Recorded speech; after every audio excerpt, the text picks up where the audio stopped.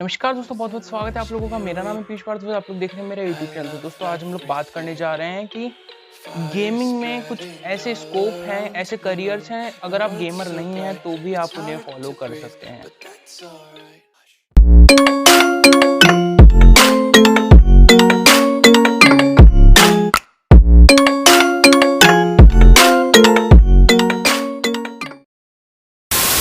तो आपने ये तो सुना ही होगा कि गेमिंग में काफ़ी ज़्यादा स्कोप है, लेकिन आपने क्या ये सुना है कि अगर आप कोई गेमर नहीं हैं या फिर आप गेम नहीं खेलते हैं लेकिन आपको गेम खेलना बहुत पसंद है, तो भी आपके लिए बहुत सारे करियर ऑप्शंस हैं। कुछ उनमें से मैं छांट के आज करियर ऑप्शंस आपके सामने मैं इस वीडियो में रखने वाला हूँ।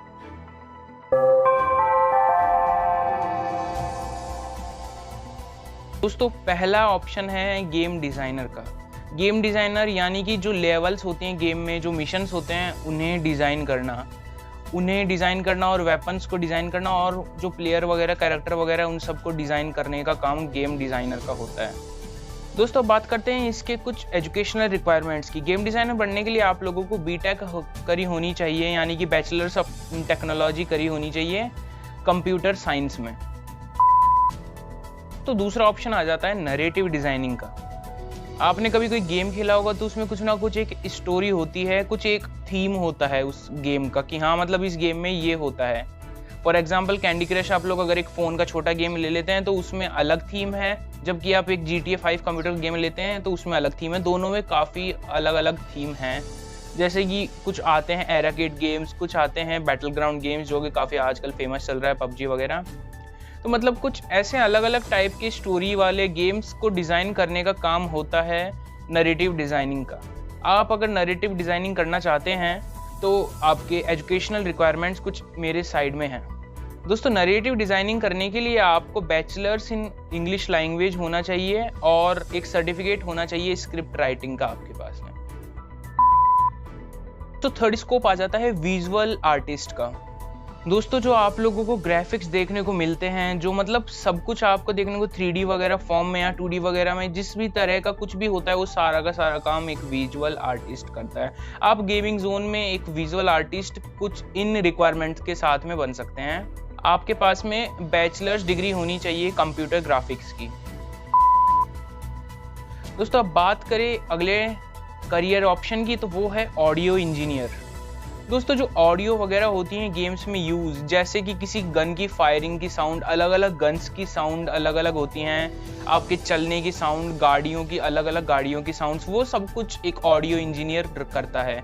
अगर आपको ऑडियो इंजीनियर गेमिंग जोन में बनना है तो आपके कुछ एजुकेशनल रिक्वायरमेंट इस प्रकार रहेंगे। दोस्तों आपके पास एक बैचलर्स डिग्री होनी चाहिए साउंड इंजीनियरिंग में। तो अगला ऑप्शन आ जाता है करियर का गेम डेवलपमेंट एंड प्रोग्रामिंग्स। मतलब अगर आपके पास में प्रोग्रामिंग कोर्सेज के सर्टिफिकेट्स हैं या फिर आपको पसंद है प्रोग्रामिंग करना गेम्स के लिए, तो आप वो भी कर सकते हैं। गेम्स की प्रोग्रामिंग और उनका डेवलपमेंट में आप एक गेमिंग जोन सेक्टर में अपना करियर चुन सकते हैं। दोस्तों इसके लिए कुछ एजुकेशनल रिक्वायरमेंट्स इस प्रकार रहेंगे। बैचलर्स इन गेमिंग प्रोग्रामिंग, मतलब कि आपको एक बैचलर्स डिग्री चाहिए गेम प्रोग्रामिंग कोर्स के अंदर।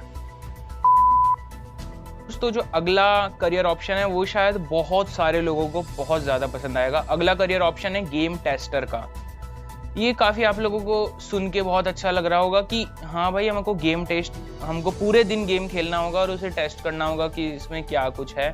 हाँ आपने बिल्कुल सही सोचा, आपको कुछ इस प्रकार के ही काम करने पड़ेंगे, आपको टेस्ट करने पड़ेंगे गेम्स।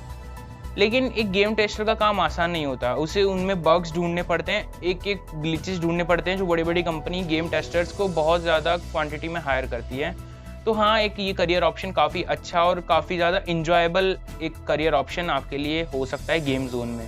दोस्तों बात कर लेते हैं कुछ इसके एजुकेशनल रिक्वायरमेंट्स के बारे में। तो सबसे पहले आप लोगों को बीटेक करनी पड़ेगी कंप्यूटर साइंस में। उसके बाद में आप लोगों को एक सर्टिफिकेट कोर्स करना पड़ेगा या फिर एक सर्टिफिकेट लेना पड़ेगा जिसका नाम है ISTQB सर्टिफाइड टेस्टर।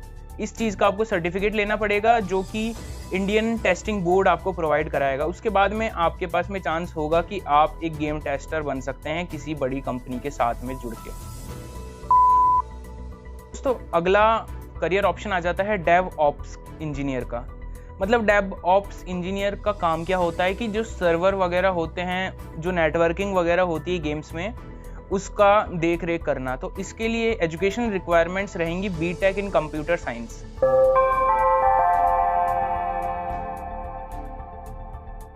तो दोस्तों कुछ आप लोगों के सामने मैंने ये करियर ऑप्शंस रख दिए हैं। इन सब से कंक्लूजन ये निकलता है कि अगर आप कुछ गेम में करियर बनाना चाहते हैं तो 10th क्लास के बाद में आपके पास में PCM जो कि फिजिक्स केमिस्ट्री मैथ्स आपके पास में ज़्यादा फेवरेबल रहेगी, और देन आप उसके बाद में बीटेक कर सकते हैं। बीटेक के बाद में आपके पास में ये सारी कुछ चीज़ें खुल जाएंगी, आपके पास में कुछ गेम जोन से रिलेटेड करियर ऑप्शंस की। तो दोस्तों उम्मीद है आप लोगों को ये सारे करियर ऑप्शंस अच्छे लगे होंगे और मेरी वीडियो बहुत अच्छी लगी होगी। अगर आपको कुछ लगता है कि मैं इंप्रूव कर सकता हूँ तो मुझे नीचे कमेंट सेक्शन में लिख करके बताएं। दोस्तों अगर आपको मेरे चैनल पसंद आता है तो इसे लाइक सब्सक्राइब शेयर जरूर कीजिए। अगर आप मेरा वर्क को सपोर्ट करना चाहते हैं तो मुझे patreon.com/पीयूष भारद्वाज पर जाकर के सपोर्ट कर सकते हैं, जिसका लिंक मैंने नीचे डिस्क्रिप्शन में भी दे दिया है। और अगर आप मुझसे सोशल मीडियाज पर जुड़ना चाहते हैं तो उसका लिंक भी मैंने नीचे डिस्क्रिप्शन में भी दे दिया है। दोस्तों अब मुलाकात होगी आपसे अगली वीडियो में, तब तक के लिए नमस्कार।